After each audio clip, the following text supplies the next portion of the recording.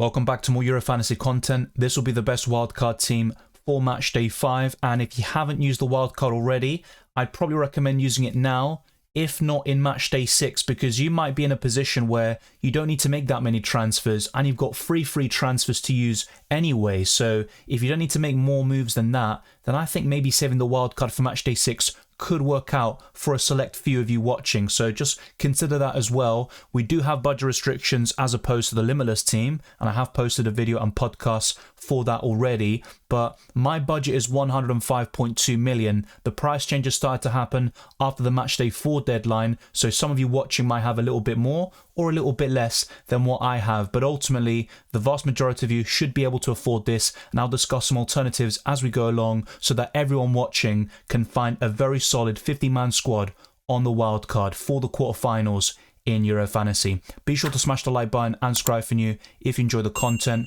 Our aim is to get this video to over 200 likes, and we're also getting closer and closer towards 25,000 subscribers. Be sure to follow me on Twitter and Instagram as well, DylanRCM, and all the other links such as my Patreon and the championships, the Discord server, Euro Fantasy League, which you can see on screen on YouTube. The league code is JCRHjQ with a lowercase j, and everything else is in capitals. There's an auto join link as well to make things even easier for you to join the FPL Dylan mini league. And you can also join me on Spotify and gain early access to my podcasts in that way. But without further ado, let's jump straight into it. The wildcard enforces permanent changes to your squad that stem beyond Matchday 5 and the quarterfinals, which is what the Limitless will do. And of course, I have covered that already, so you can check it out. But we have budget restrictions here. I've got 105.2 million as my budget, and we have to pick 2 goalkeepers, 5 defenders, 5 midfielders, and 3 forwards. All the rules about substitutions and captaincy still apply, even if you play the Limitless or wildcard chips. And ultimately, I'll be discussing the best 50-man squad with a normal budget, which can also help you in future match days, such as the semi-finals and the Euros final. No matter what you do when building your Limitless, wildcard, or normal squads, always make sure that your 2 goalkeepers play on different days. On paper, you could argue that Pickford and Verbruggen are the 2 best options, but they both play on Saturday, the 6th of July. So you have to pick someone playing on Friday to maximize your chances of getting points, and you can make substitutions to make that happen. And on the Friday, I would go for Magnan. You have to pick someone from France, Portugal, Germany, or Spain between the sticks, and I'm going to go for the Frenchman, who has kept 3 clean sheets in this tournament so far, only conceded once, which was a penalty converted by Robert Lewandowski in Matchday 3, and I think France have the best defence in this Euros tournament. William Saliba's made a massive difference, and they've been very solid even before this tournament started, and I think that's now 5 clean sheets out of the last 6 games across all competitions. So Magnan is a very good option between the sticks, facing Portugal, which isn't going to be easy, but I think it's going to be a low scoring game, very tactical and tight. It could go all the distance to extra time and penalties,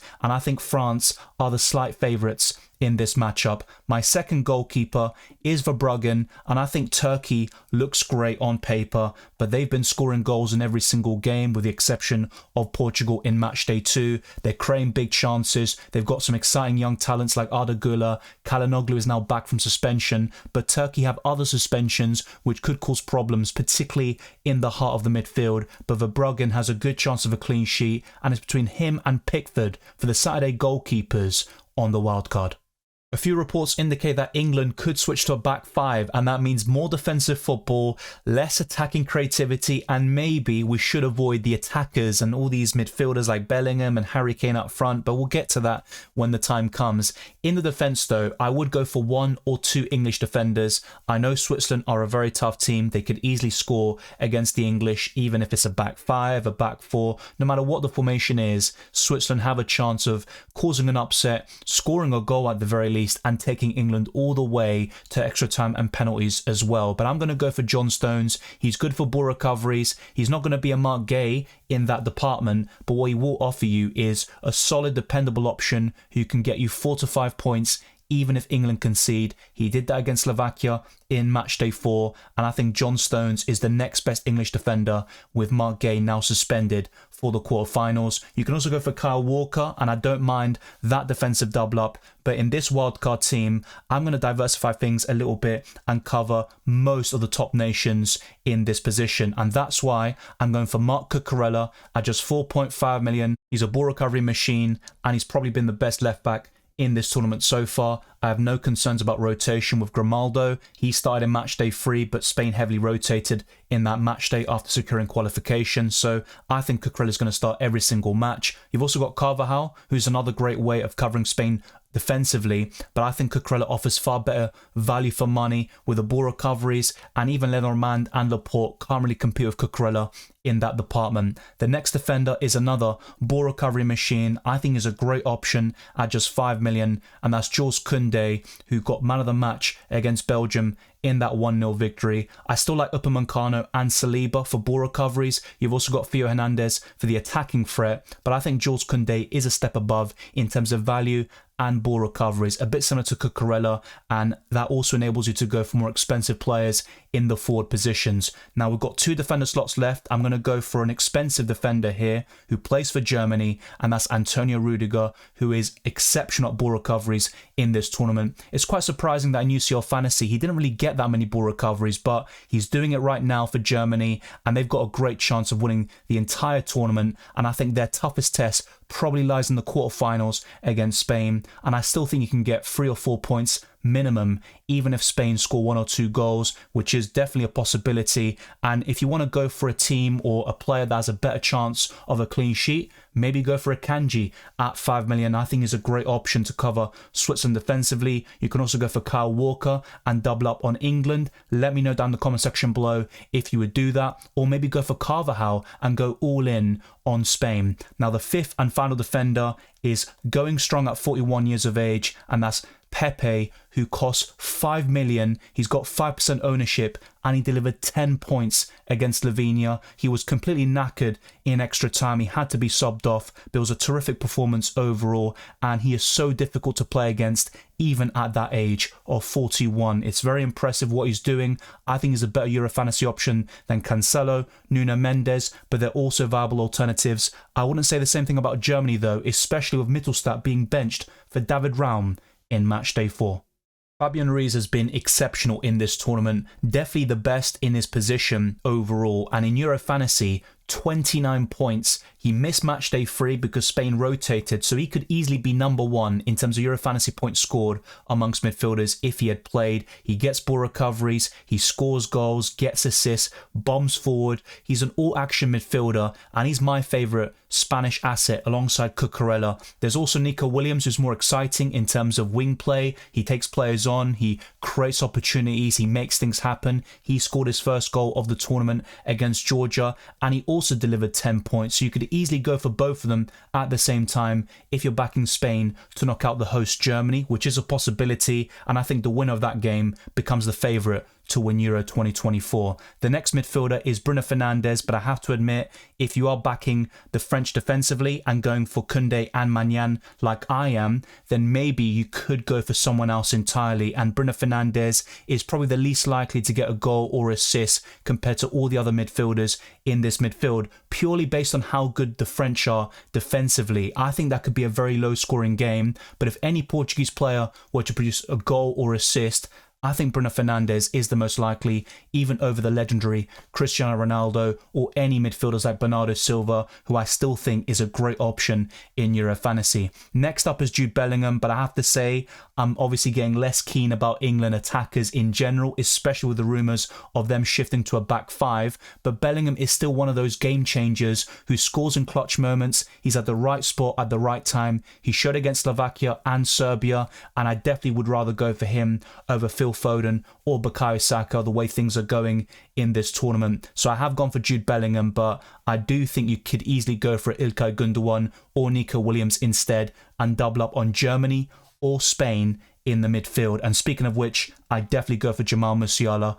There's no shadow of a doubt about that. Going into this tournament, it was very difficult picking one of Gundogan, Wirtz or Musiala. But right now, there is an outstanding favourite and clear number one. And Musiala is that player. He's having a great tournament. Arguably the MVP of Euro 2024 so far. If he can continue this, I think Germany have a great chance of going all the way and lifting the Euros for a fourth time, and also on home soil on this occasion. The fifth and final midfielder has a great fixture on paper. He hasn't been great in terms of Euro fantasy points, but he delivered his best return yet in Matchday 4 against Romania, and that's Xavi Simons, who is very exciting to watch. He's so young still, and in UCL Fantasy for Leipzig, he was also very impressive, and I could see him doing something similar for the Dutch in the quarterfinals at least. Maybe in the semi-finals and the final, should the Netherlands reach those stages. I wouldn't be so keen on Xavi Simons, but as a Matchday 5 punt, I think he's one of the very best in the midfield.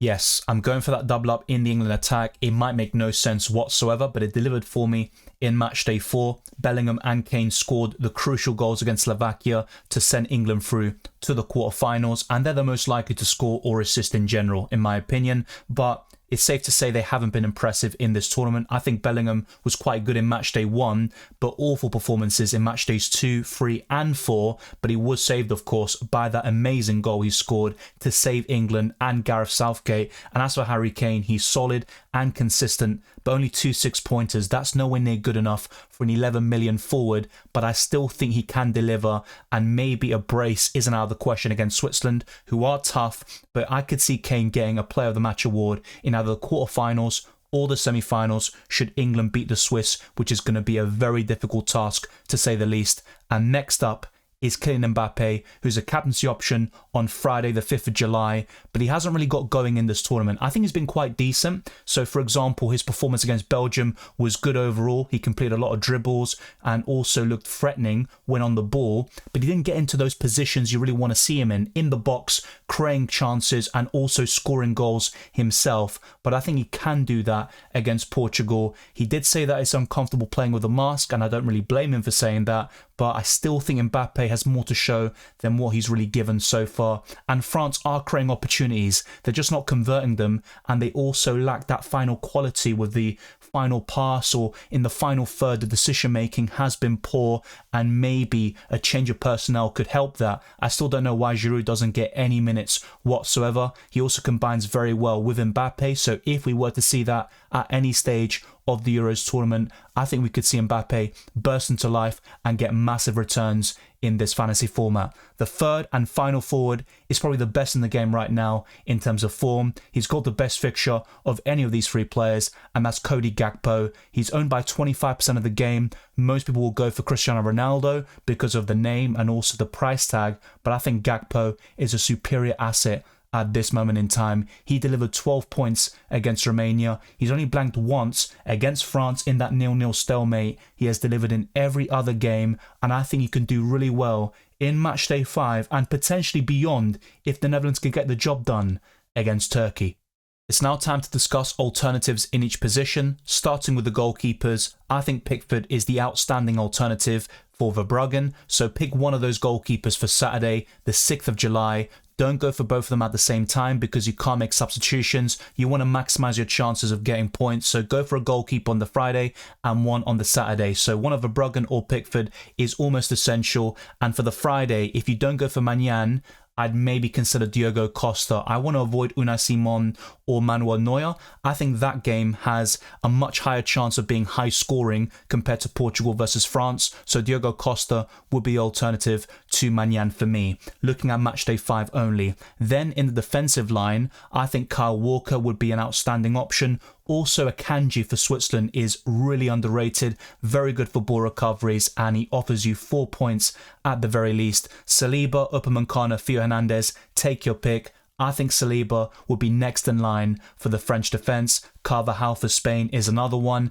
And for Portugal, João Cancelo and Nuno Mendes are also great options. For the Netherlands, Virgil van Dijk and Ake would be my favourites. But we've also got Denzel Dumfries, and if you want to chance it, maybe Frimpong, but I just don't expect him to start, especially now that we're so deep into the competition. In the midfield line, I'd also consider Nico Williams, Ilkay Gundogan, maybe a Bernardo Silva or Vitinha, Declan Rice and Kante for the ball recoveries. Saka and Foden might have a part to play in this tournament still, but I still think Bellingham is a step above, and he's my favourite England midfielder at this moment in time. As for the forwards, I think Kai Havertz is probably the fourth best option right now. Then you're looking at Cristiano Ronaldo and Memphis Depay. But the three best options in this position are Gakpo, Mbappe and Harry Kane. All that's left to talk about is the captaincy, and on Friday, the 5th of July, my current plan is to captain Musiala, but Mbappe and Koundé are next in line to take the armband. If you're backing Spain to win or maybe Portugal, you can go for those players, Bruno Fernandes, Fabian Ruiz, maybe a defender, but I personally am backing Germany and France a little bit. But of course, the Germany-Spain one leaves me very conflicted, to say the least. As a Euro fantasy option though, I think Musiala is my favourite on that particular day. On Saturday, the 6th of July, Harry Kane, Bellingham, maybe John Stones all look appealing, but my favourite will be Cody Gakpo, considering the fixture and the form of the player, which is terrific to say the least. He's the joint top scorer of Euro 2024 and the highest scoring Euro fantasy forward in this game. So I think Cody Gakpo is a great option. Typically, I think in this game, we're seeing a lot of midfielders getting the big hauls and double-digit returns, and the forwards aren't really doing that. But I think with Cody Gakpo, we're seeing an exception, and if he can continue these goals and assists, I think he's going to be one of the best Euro fantasy options we've seen in a very long time. Thank you very much for watching this video and listening to this podcast. If you enjoyed it or found it useful, then be sure to smash the like button and subscribe for new. Our aim is to get this video to over 200 likes, and we're also getting very close towards 25,000 subscribers, so let's be sure to hit that as soon as possible. Follow me on Twitter and Instagram, DylanRCM, and check all the other links in the description below for my Patreon and the channel memberships for early access to my videos, amongst many other perks. Also join the Discord server and the Euro Fantasy League, and check out Drafttown and Spotify. Follow me on that platform, and if you sign up as a member, you can get early access to my podcast as well, so be sure to check that out. I wish you all the best of luck for Matchday 5 and the rest of the competition, and I'll see you next time.